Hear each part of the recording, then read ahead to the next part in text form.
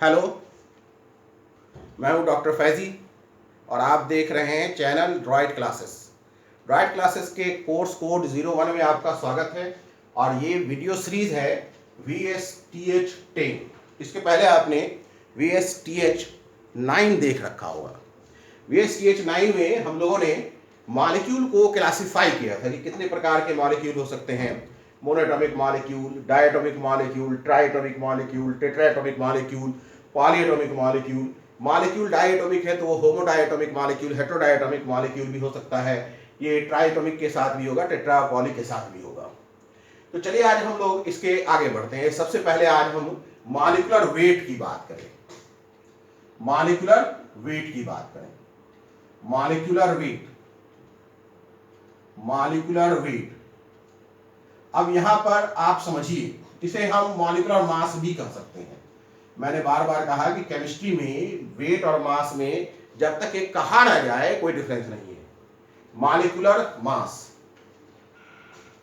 Molecular mass technically दोनों different है, इसमें दो राय नहीं। टेक्निकली दोनों डिफरेंट है, लेकिन एक परंपरा के रूप में ये चल रहा है। लोग मॉलिक्यूलर वेट भी कहते हैं, मॉलिक्यूलर मास भी कहते हैं। आप मॉलिक्यूलर मास देखा जाए तो एग्जैक्ट वर्ड है। क्लियर है? तो बात ये कर रहे हैं कि मॉलिक्यूलर वेट या मॉलिक्यूलर मास, तो बड़ी सीधी सी बात है। मॉलिक्यूल किस चीज का बना है? एटम का। मॉलिक्यूल किस चीज का बना है? एटम का। तो मॉलिक्यूल का वेट क्या होगा? Summation of atomic weights of all atoms present in a molecule. Summation of atomic weights of all atoms present in a molecule is known as molecular weight. ठीक है, तो लिख सकते हैं हम लोग। इसको डिफाइन करिए। डेफिनेशन का बात किया जाए तो लिखेंगे summation, summation of atomic weight, atomic weight of all atoms, atomic weight of all atoms present in a molecule, present in a molecule is known as molecular weight, is known as molecular weight या molecular mass, जैसा आप चाहें उचित। molecular mass clear है? molecular mass that is molecular mass mm मतलब molecular mass is equal to summation of atomic weights of all atoms। ai क्या है? तो सारे एटम का जो ai 1 2 3 जितने भी एटम्स, ठीक है, ये मॉलिक्यूलर मास है। राइट, चलिए अब आगे बात करते हैं। फॉर एग्जांपल कुछ एग्जांपल देखिए। जैसे अगर हम बात करें CO, कहेंगे भाई CO का मॉलिक्यूलर मास निकालना है। CO क्या है? एक मॉलिक्यूल है, इसका मुझे मॉलिक्यूलर मास निकालना है mm मतलब मॉलिक्यूलर मास। कार्बन का एटॉमिक वेट कितना होता है? 12। ये आपको याद होना चाहिए, या दिया जाएगा। ऑक्सीजन का कितना होता है? 16। तो 12 और 16 जोड़ लीजिए, कितना हो गया? 6 2 8 1 1 2 28। तो ये 28 क्या हो गया? Molecular mass. अगर हम बात करें NO, क्या हो जाएगा NO का? मोलर मास, ये मॉलिक्यूलर मास। NO का मॉलिक्यूलर मास क्या हो जाएगा? N मतलब 14 और ऑक्सीजन का 16। तो कितना हो गया? 6 4 10 सबसे 1 1 1 2 1 3 30। अगर हम कहें H2, तो H2 का मॉलिक्यूलर मास mm मतलब मॉलिक्यूलर मास कितना हो जाएगा? एक हाइड्रोजन का 1, दूसरे हाइड्रोजन का 1 मतलब 2। अगर हम कहें O2 का, तो O2 का मतलब क्या है? मॉलिक्यूलर मास एक ऑक्सीजन का 8, दूसरे का 8 16 हो जाएगा। अगर हम N2 की बात करें, एक N2 का क्या है? मॉलिक्यूलर मास एक N का 14 + 14 बराबर 28 हो जाएगा। समझ में आ रही है बात या नहीं समझ में आ रहा है? क्लियर है ना? जैसे अगर हम कहें क्लोरीन का, Cl2 का, क्लोरीन का, तो मॉलिक्यूलर मास क्या हो जाएगा? एक का 35.5, दूसरे का 35.5 यानी 71 हो जाएगा। हमने कहा H2O का, क्या हो जाएगा मॉलिक्यूलर मास? H का 1, चूंकि 2 है तो 1 इंटू 2, 1 इंटू 2 का मतलब क्या हो गया? 2 हाइड्रोजन का ना, प्लस ऑक्सीजन का 16, तो 18 हो जाएगा। क्लियर है? मैंने कहा CH4, CH4, तो CH4 का हो जाएगा मॉलिक्यूलर मास 12 प्लस 1 इंटू 4, कितना हो गया? 12 4 16, है कि नहीं? हमने कहा CO2 का, CO2 का मॉलिक्यूलर मास क्या हो जाएगा? कार्बन का 12 प्लस 16 इंटू 2, कितना हो जाएगा? 32, 32 और 12 जोड़ दीजिए, 32 और 10 हो गया 42, और फिर 2 जोड़ दीजिए 44, 44। क्लियर है? तो इस तरीके से आप मॉलिक्यूलर मास निकाल सकते हैं। तो मॉलिक्यूलर मास जो है वो क्या है? सीधी सी बात है, summation of atomic weight of all atoms present in a molecule. Summation of atomic weight of all atoms present in a molecule. Clear हो गई बात? चलिए आप क्वेश्चन बनाइए, क्वेश्चन बनाइए।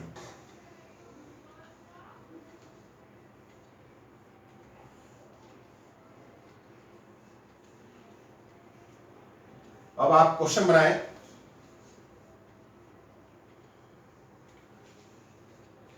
क्वेश्चन है, लिखिएगा कैलकुलेट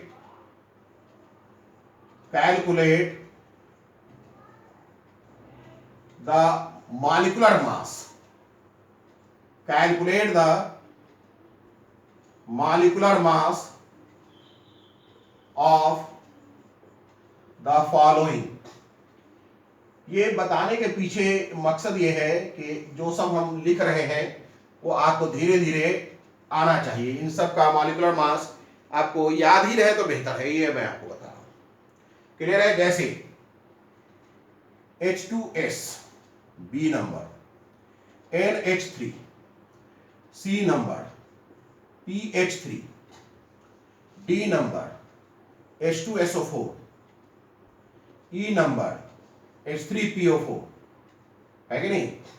F नंबर C6H12O6, ठीक है? G नंबर KMNO4, FeSO4, ठीक है? इन सब का आपको याद रहे तो बेहतर रहेगा, है ना? H में HNO3, I नंबर, और भी दो चार लिख सकते हैं आप, CaCO3, CaCO3, CaSO4, CaSO4, है कि नहीं? जैसे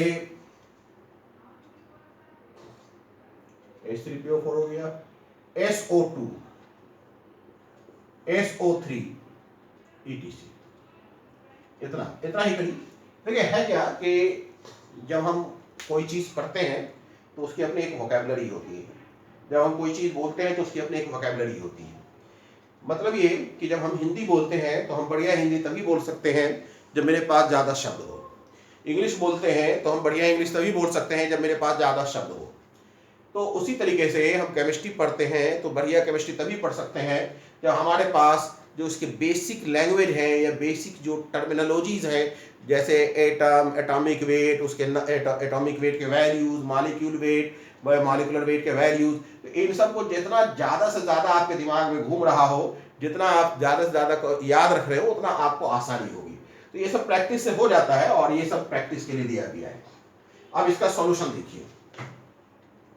सॉल्यूशन जैसे ए की बात करिए, H2S, तो अगर हम H2S की बात करें तो मॉलिक्यूलर मास क्या हो जाएगा? 2 हाइड्रोजन है, 1 इंटू 2 प्लस सल्फर का 32 होता है, तो 34 हो गया। अगर हम बात करें NH3, तो NH3 का क्या हो जाएगा? मॉलिक्यूलर मास N का वैल्यू 14 प्लस 1 इंटू 3, 1 इंटू 3, तो 14 और 3 कितना हो गया? 17। क्लियर है? अगर हम PH3 की बात करें, PH3, तो फास्फोरस का होता है 31 प्लस 1 इंटू 3, तो 31 और 3 कितना हो गया 34, है कि नहीं। डी में क्या है H2SO4। अगर हम H2SO4 की बात करें तो हाइड्रोजन का होगा 1 × 2 प्लस सल्फर का 32 अब प्लस 16 × 4 जोड़िएगा 98 आ जाएगा। अगर आप बात करिए H3PO4 का तो मॉलिक्यूलर मास हो जाएगा 1 × 3 प्लस 31 प्लस 16 × 4, इसे भी आप जोड़िएगा 98 आ जाएगा, है कि नहीं। जोड़ कर देख लीजिए F(C6H12O6) है कि नहीं। मॉलिक्यूलर मास C का मतलब 12 × 6 प्लस 12 1 × 12 प्लस 16 × 6 जोड़िए कितना हो जाएगा 12 × 6 = 72 प्लस 12 16 × 6 = 96 6 × 6 = 36 और 6 का 6 3 9 96, है कि नहीं। 6 2 8 2 10, ठीक है। 1 9 10 1 11 7 18 180। तो ये सब आपको याद रखना चाहिए, क्लियर है। अब कहां तक पहुंच गए थे C6H12O6 तक। और इसके बाद हम लोग क्या बचा है FeSO4, ये लिख लीजिए। FeSO4 की बात करें, अगर हम FeSO4 की बात करते हैं तो FeSO4 मोलर मास क्या हो जाएगा 56, Fe का 56 प्लस सल्फर का 32 प्लस 16 चौके 64 16 × 4 जोड़ लीजिए कितना हो जाएगा, या आप अपने आप करिए। H अगर हम HNO3 की बात करें तो मॉलिक्यूलर मास 1 प्लस 14 प्लस 16 × 3 बराबर खुद करिए। इसके बाद अगर हम ICaCO3 की बात करें तो मॉलिक्यूलर मास हो जाएगा कैल्शियम का 40 प्लस कार्बन का 12 प्लस 16 × 3 बराबर खुद करें।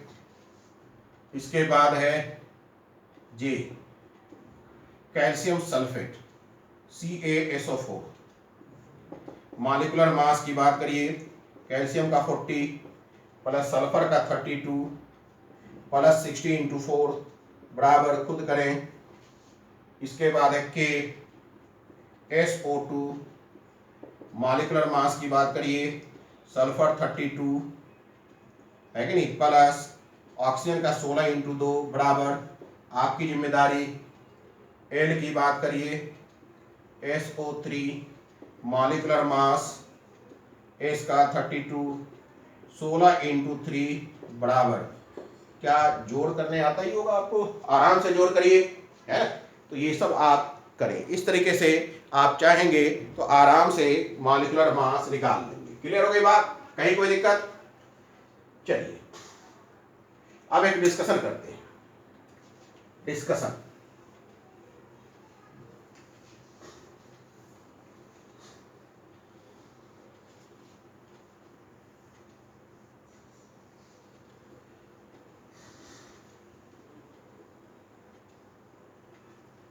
लिखिएगा डिस्कशन, एक डिस्कशन किया गया।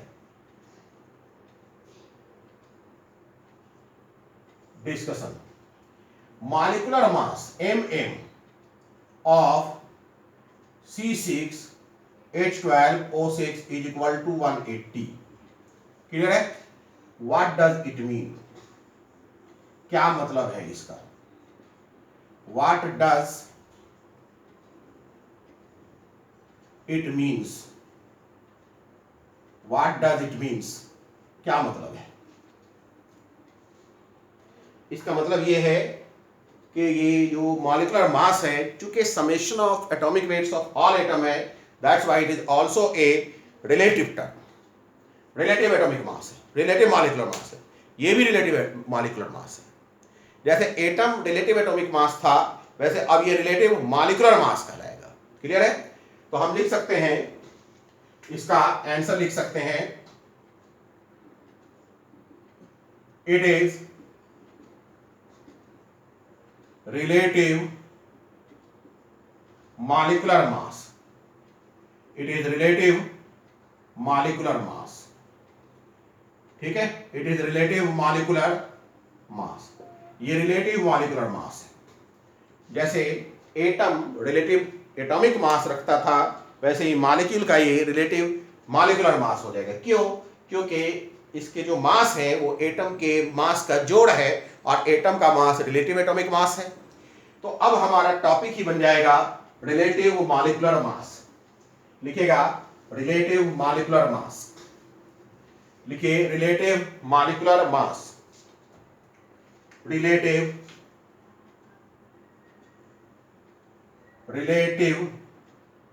मॉलिक्यूलर मास, रिलेटिव मॉलिक्यूलर मास। क्लियर है? इसमें भी स्टैंडर्ड्स हैं।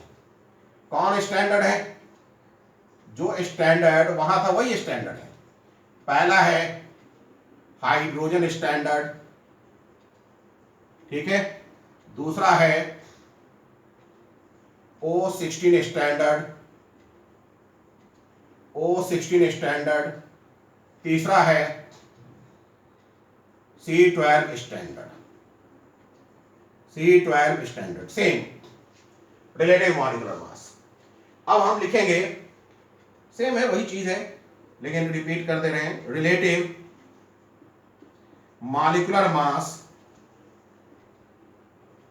Relative molecular mass with respect to hydrogen standard की अगर बात की जाए, with respect to hydrogen standard, relative molecular mass with respect to hydrogen standard की बात की जाए तो क्या हो जाएगा भाई? हो जाएगा molecular mass mm with respect to hydrogen standard, with respect to hydrogen standard is equal to, ठीक है, mass of given molecule, mass of given molecule upon mass of one hydrogen atom. इस बात का ध्यान रखिएगा, ये वन हाइड्रोजन मॉलिक्यूल नहीं है, वन हाइड्रोजन एटम ही है। स्टैंडर्ड हमारा नहीं बदला है। जिस स्टैंडर्ड से हम एटम तौलते हैं उसी स्टैंडर्ड से हम मॉलिक्यूल को भी तौलते हैं। यानी कि इसका मतलब ये हुआ, दिस इंप्लाइज कि मॉलिक्यूलर मास, अगर हम कहें molecular mass of H2O is equal to 18, this implies mass of one molecule is 18 times heavier than that of one hydrogen atom. This implies mass of, मास को हम वेट भी बोल सकते हैं, मास of one molecule, mass of one molecule is 18 times heavier, 18 times heavier than that of, 18 times heavier than that of one hydrogen atom, 18 times heavier than that of one hydrogen atom। Clear हो गई बात? तो ये था relative molecular mass with respect to hydrogen, relative molecular mass with respect to hydrogen. वैसे ही हम relative molecular mass with respect to O16 standard भी लिख सकते हैं। अगला हो गया, लिखिए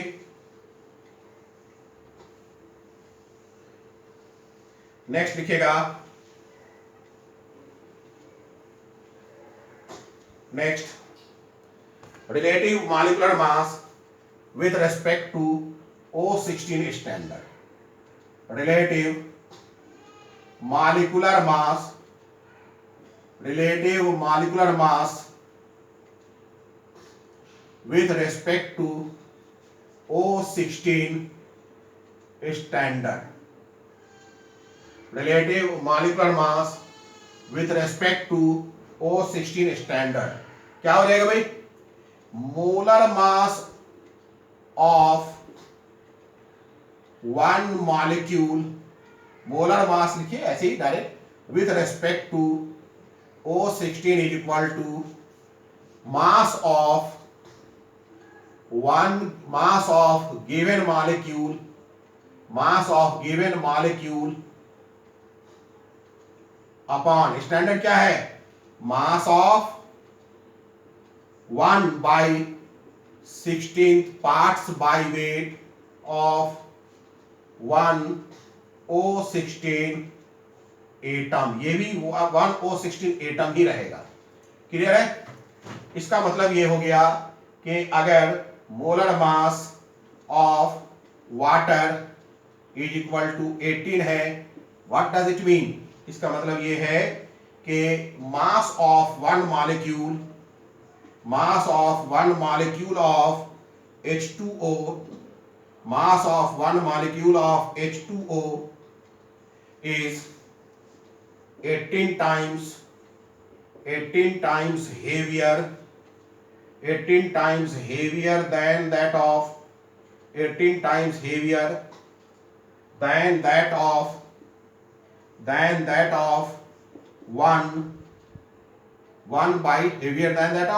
1/16 parts by weight is 18 times heavier than that of 1/16 parts by weight of O16 atom, ये मतलब है। क्लियर है? उसी तरीके से हम relative molecular mass with respect to C12 standard ले सकते हैं। अगला है relative molecular mass with respect to C12 standard, relative molecular mass with respect to C12 standard, relative molecular mass with respect to C12 standard, ये भी check करिए क्या हो जाएगा, molar mass with respect to C12 standard, C12 standard is equal to क्या हो जाएगा, mass of given molecule, mass of given molecule, mass of given molecule upon mass of given molecule upon mass of 1/12 parts by weight of 1 C12 atom, same standard है ना। क्या मतलब हो गया, this implies mass of या molar mass of H2O is equal to 18, क्या मतलब, मतलब ये है कि mass of 1 H2O molecule, mass of one H2O molecule is 18 times heavier, 18 times heavier than that of 18 times heavier than that of 18 times heavier than that of 1/12 parts by weight, 1/12 parts by weight of 1 C12 atom, 1 C12 atom, ये मतलब है। तो इस तरीके से हमने देखा कि जब हम मॉलिक्यूलर मास निकालते हैं तो वो वास्तव में रिलेटिव मॉलिक्यूलर मास मिलता है, और रिलेटिव मॉलिक्यूलर मास का मतलब है कि या तो वो हाइड्रोजन स्टैंडर्ड के टर्म में बयान किया जा सकता है, एक्सप्लेन किया जा सकता है, या O16 स्टैंडर्ड के टर्म में एक्सप्लेन किया जा सकता है, या C12 स्टैंडर्ड के टर्म में एक्सप्लेन किया जा सकता है। आपको याद होगा कि हमने atomic weight, relative atomic weight के बाद अगर हमने AMU चिपका दिया, AMU लिख दिया, तो मास AMU में एक्सप्रेस हो जाता है। तो वैसे ही हम मॉलिक्यूलर मास को भी AMU में एक्सप्रेस कर सकते हैं, मॉलिक्यूलर मास को भी हम AMU में एक्सप्रेस कर सकते हैं। तो लिख लीजिए molecular mass expressed in AMU, molecular mass expressed in AMU, heading हो गया आपका molecular mass expressed in AMU, molecular mass expressed in AMU, molecular mass expressed in AMU, molecular mass expressed in AMU। कुछ नहीं करना है, what is the जो भी molecule का मास है उसके बाद AMU लिख दीजिए, वो molecular mass expressed in AMU हो जाएगा, है ना। अरे भाई जैसे हमने अपने आप को तौला और मेरा वजन अगर 80 kg आया तो 80 kg का मतलब क्या है, 1 kg से 80 गुना टाइम्स हम भारी है। मेरा वजन अगर 80 है दैट मींस मैं 80 टाइम्स हेवियर हूं, किससे, 1 kg से। लेकिन ये तो हो गया रिलेटिव बातें, अगर हम 1 kg से मुकाबला कर रहे हैं। लेकिन अगर हम यूनिट भी रखना चाहते हैं तो 80 के साथ मैं kg लिखता हूं, यूनिट मुझे बताता है कि मैंने किससे कंपेयर किया है।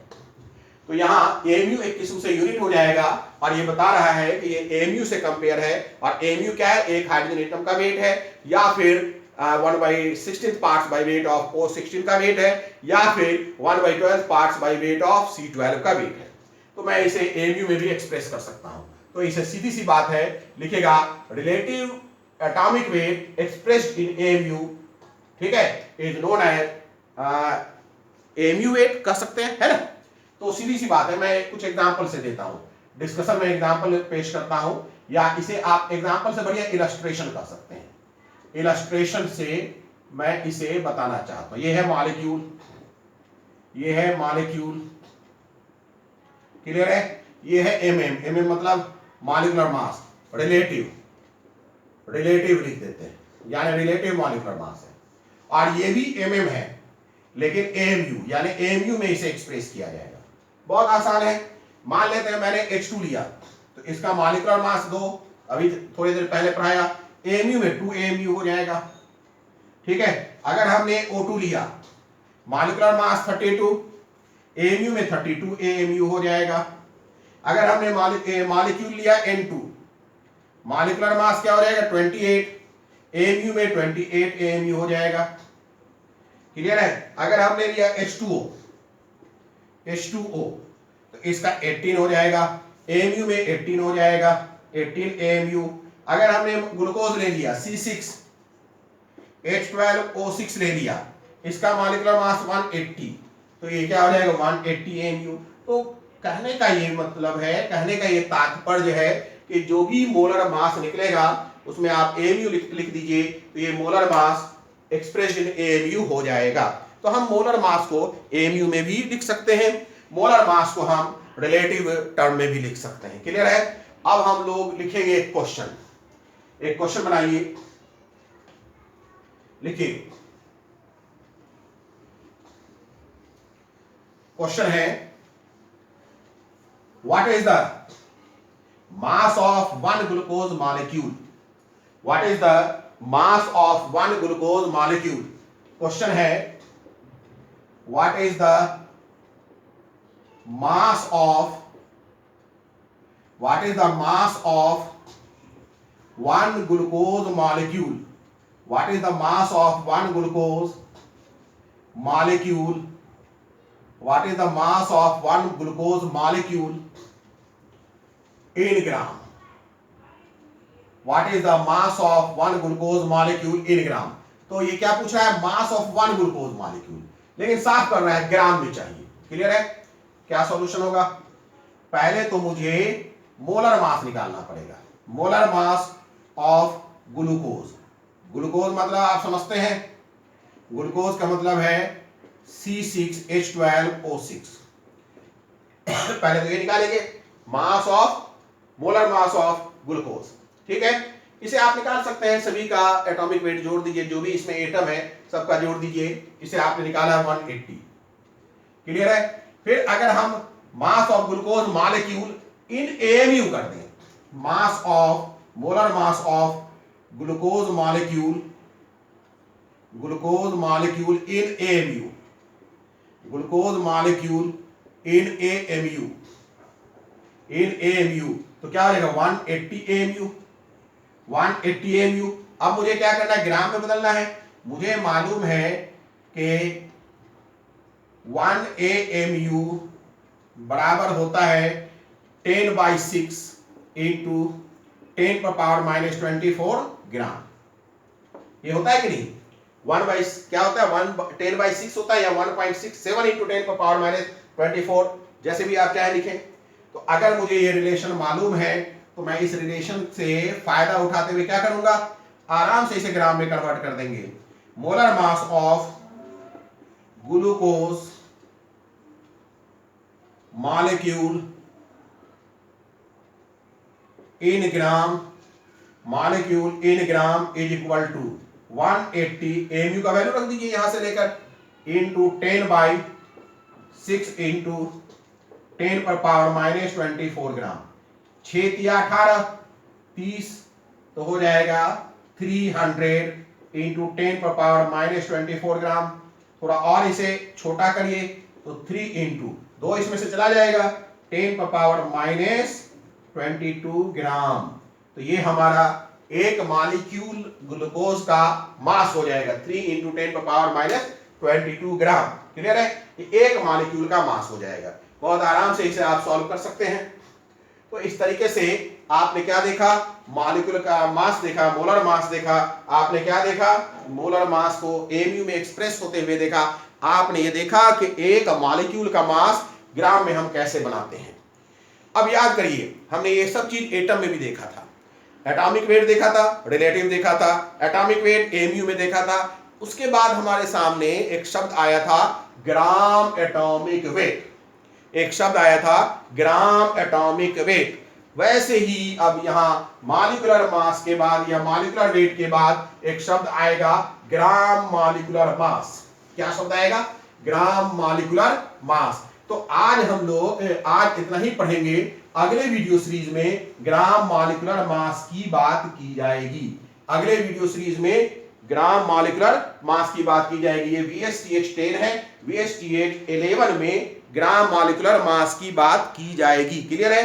चलिए अब हम आपको फिर बता दें कि अगर ये वीडियो पसंद आ रहा हो तो आप इसे जरूर शेयर, लाइक, सब्सक्राइब और रेकमेंड कीजिए। साथ साथ घंटी बजाना मत भूलिएगा। और आज का इतना ही। Good day.